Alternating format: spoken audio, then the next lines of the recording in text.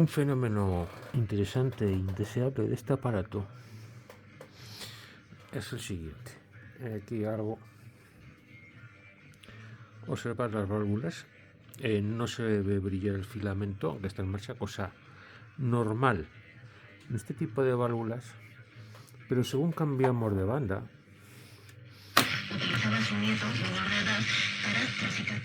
vemos cierto brillo. Es ahí el pelillo.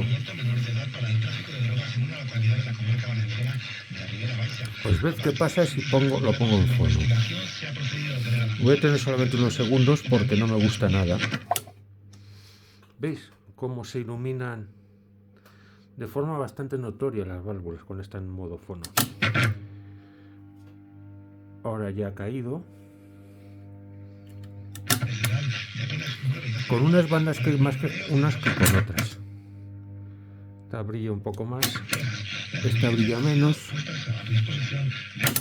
Con la FM prácticamente nada.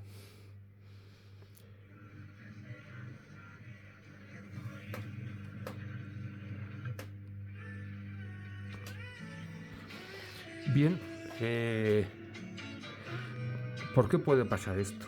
En un momento pensé que quizá un exceso de paso de corriente por placa pudiera recalentar más el cátodo, que en este caso son los propios filamentos. Pero no, observando cuidadosamente el esquema, lo que pasa es que aquí se ve francamente mal, o sea, prácticamente es que no se ve. Ya pondré por ahí un dibujito donde se vea. Parece ser que han optado, tal vez por ahorrar energía, más que vida a las válvulas, pero sí por ahorrar energía cuando funciona con baterías. No todas las válvulas están encendidas al mismo tiempo.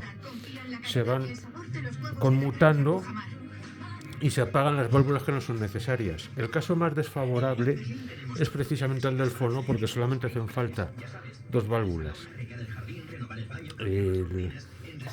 La válvula de sonido y la preamplificadora. Solo estarían encendidas dos válvulas y desconectadas todas las demás. ¿Qué sucede? Pues que todas las válvulas están en paralelo y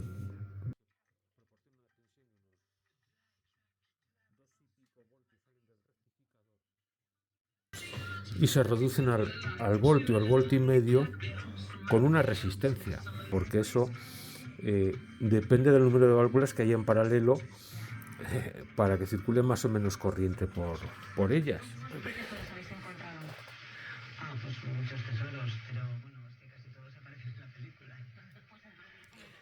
Bueno, hemos puesto el aparato en modo batería. Como os comentaba ayer, hay que introducir el enchufe en este sistema de este conector, que lo que hace realmente es conmutar una serie de circuitos.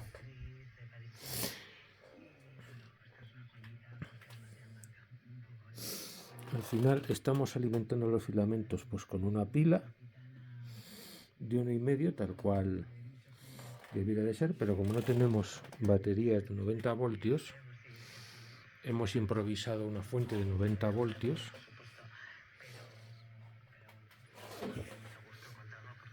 aquí.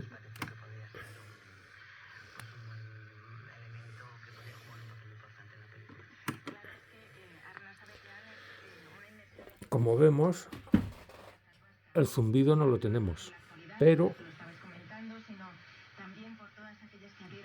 son evidentes dos cosas. El volumen es débil, aunque podría ser por culpa del altavoz, que no es el suyo,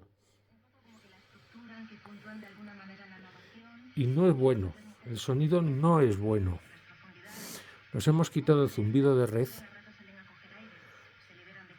pero el sonido sigue siendo malo.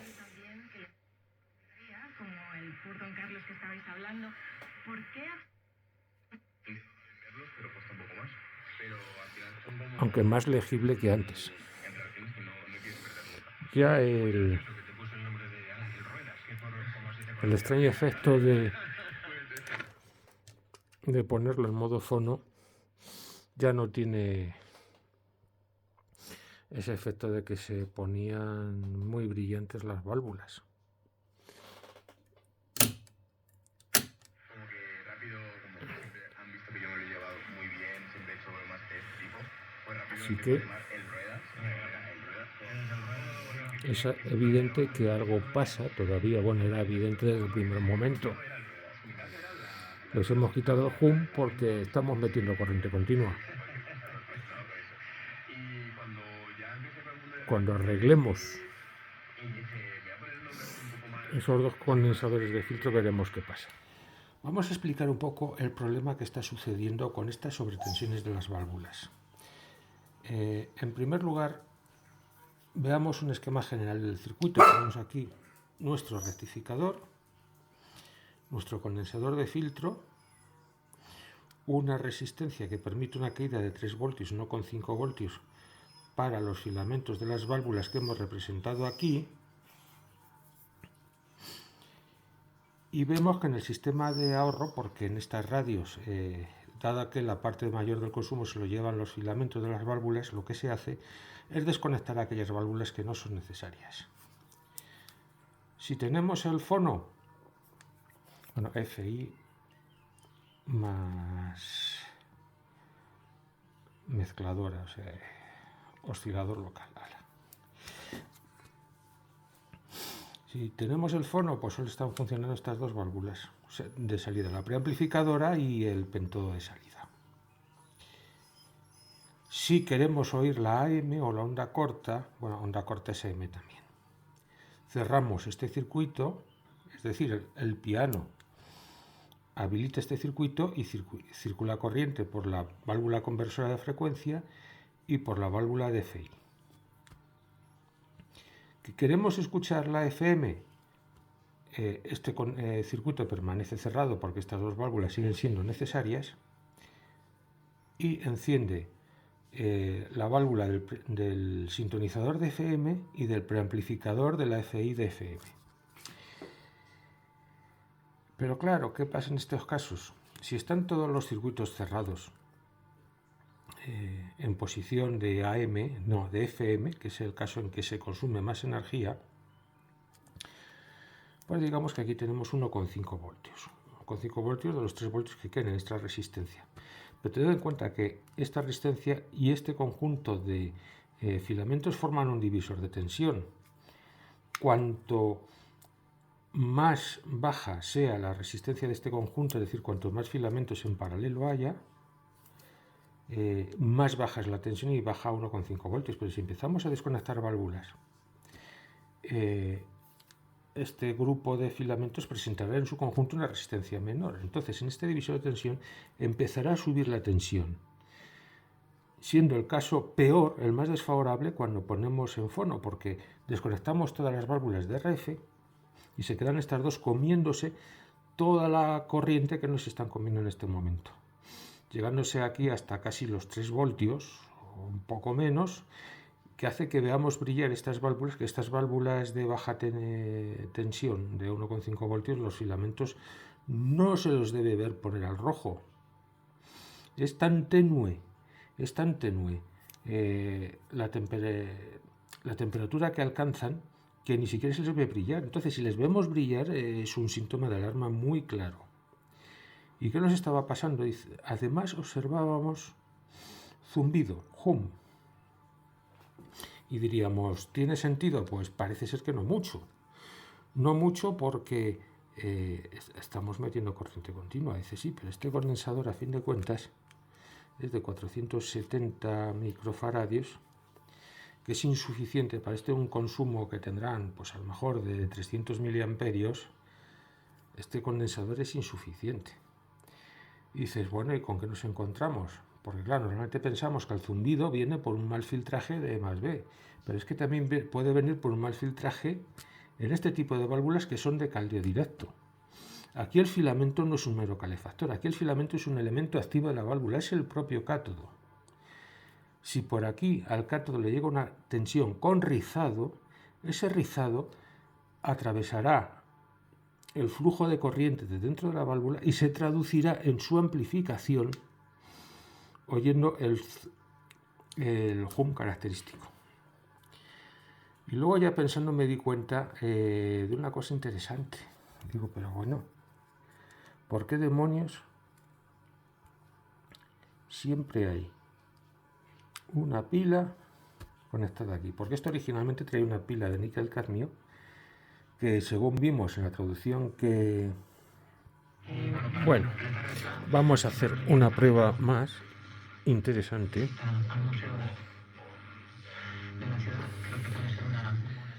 Vamos con nuestras válvulas que se calentaban. Voy a preparar la pila. Aquí.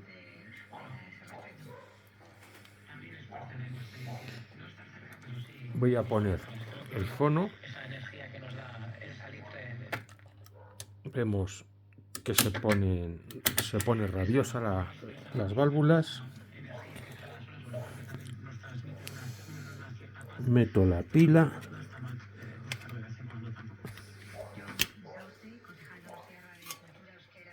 Y gracias por estar esta tarde con nosotros. Muchas gracias a vosotros. Paséis un día. fijaros lo que ha variado la calidad del sonido al meter la pila. Y ahora me imagino que el subidón de tensión, ¿veis? Ya no sucede ese efecto perverso en el fono. Si quito la pila, en el momento que quite la pila, vamos a ver, ¿ves? Se me ha quedado desconectada. Y en el momento en que se pone la pila, desaparece el hum.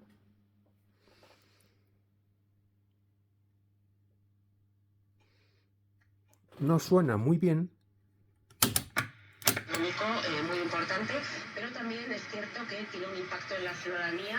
Bueno. Que en los últimos meses, o podríamos decir... Sí suena. O sea, suena bastante mejor. Suena bastante mejor que antes. Vamos a ver la FM.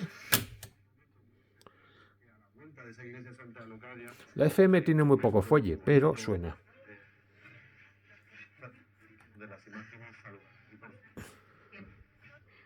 Exactamente, y después se separan. Ellos eran Ethan Hawke y Julie Delpy, que se conocieron, como decimos, en 1985.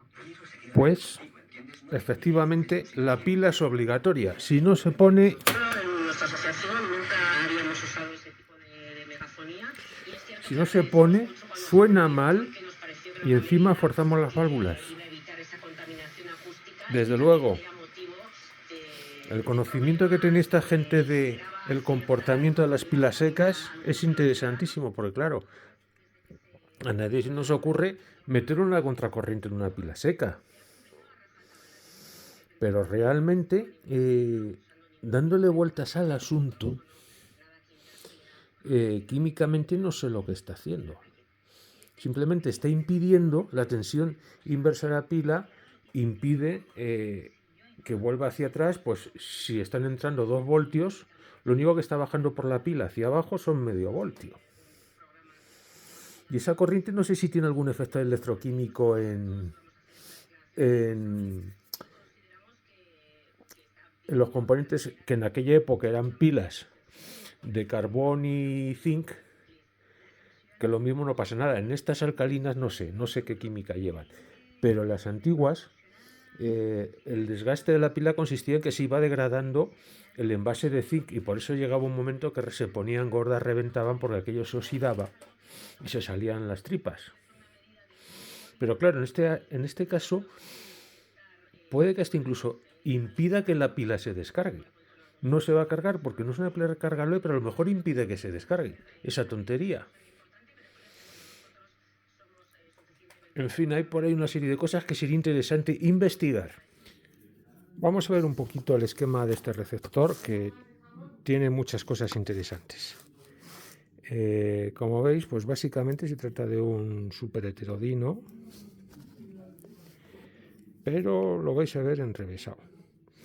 La primera cosa que llama la atención son las propias válvulas, que son de caldeo directo.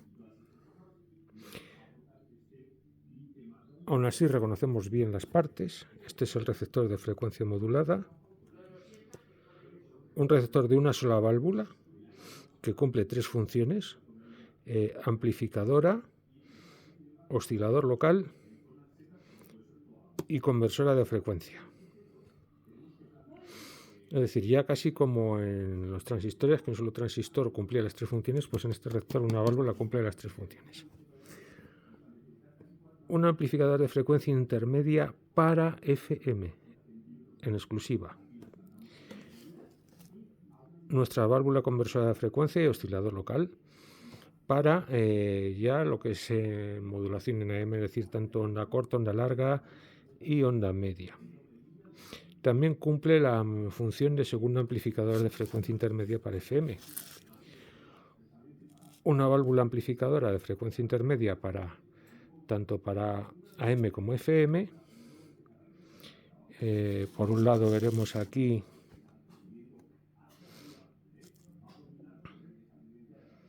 vamos a ver, esto parece otro amplificador más. Sí, otra amplificadora más. El diodo detector de AM, el discriminador de relación o de modulador de FM y el pentodo de salida. Como veis es muy enredoso. ¿Y por qué? Pues porque al funcionar baterías el consumo tiene que ser lo mínimo posible. Y han hecho algo que nos ha vuelto locos, que por eso veíamos esas válvulas encenderse salvajemente hace un momento, que es que tiene 2 sistemas de ahorro. Uno que es implícito al propio receptor, que es automático de alguna manera, por llamarlo así, y que consiste en que según la banda que utilizas, conecta unas válvulas u otras.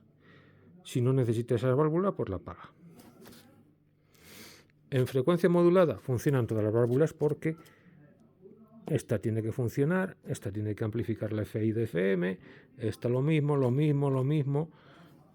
Necesitamos un amplificador de sonido y el tubo de salida. ¿Qué pasa si metemos onda corta, onda media u onda larga? Que ya estas 2 válvulas no las necesitamos a partir de aquí. Entonces el filamento de estas válvulas es desconectado. Este esquema es difícil de seguir. Vemos aquí los cortes que va a la línea de filamentos. Por último, tenemos las 2 válvulas de sonido. Estas siempre reciben alimentación. Ves que vienen aquí al circuito de alimentación de baterías. Luego tiene un segundo ahorro de energía, que este es para usar voluntariamente. Se hace, lógicamente, cuando usas las baterías, sacrificando parte de la potencia de sonido. Pero fijad aquí la locura esta, que lo que hace es, para empezar, desconecta medio filamento del tubo de salida. ¿A qué extremo llegamos? El filamento del tubo de salida está dividido en 2 mitades, de forma que puede funcionar a 3 voltios si se dejan en serie, o a 1,5. Podemos verlo en válvulas similares, no sé, en una 12AX7 podríamos ver una disposición parecida que pueden funcionar a 6,3 o a 12,6 voltios. Pues esta válvula puede funcionar a 1,5 o a 3 voltios. Pues si las pones en paralelo las 2 secciones, pues funciona 1,5 voltios. Pero aquí ya han hecho, dice, bueno, en condiciones normales que funcione el filamento completo. En situación de ahorro, desconectamos medio filamento. Tenemos menos potencia, pero también menos consumo. Aparte de que el interruptor que se corresponde con la tecla de SPAR en el piano, hace algunos arreglos. Vemos que desconecta medio filamento, toca aquí no sé qué cosa.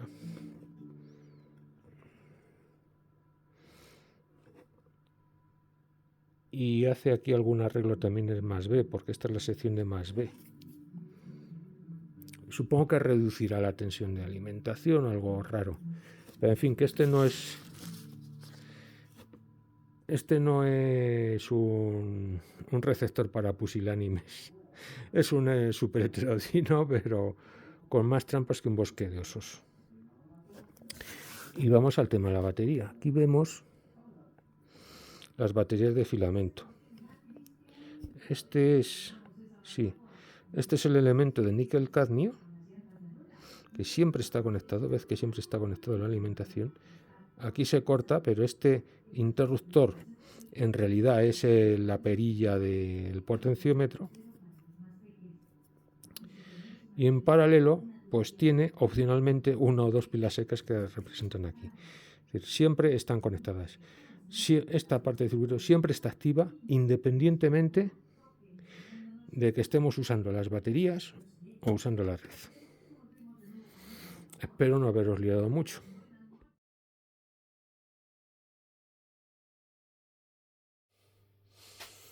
He dejado esta pila de níquel-cadmio de los años 50, con sus buenos 70 años, cargando. Llevará como 4 o 5 horas cargando.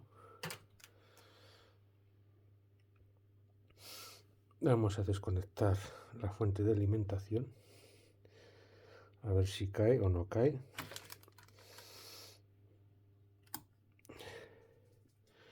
No ha caído. Está en 1,4. Y vamos a ver si podemos encender una lamparita o algo.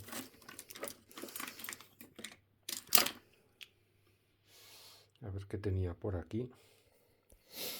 Vamos a ver si es capaz de encenderla. Está marcando los 1,2 voltios nominales. Y vamos a ver si prende. Enciende. Alucinante. La tensión cae a 0,6 voltios.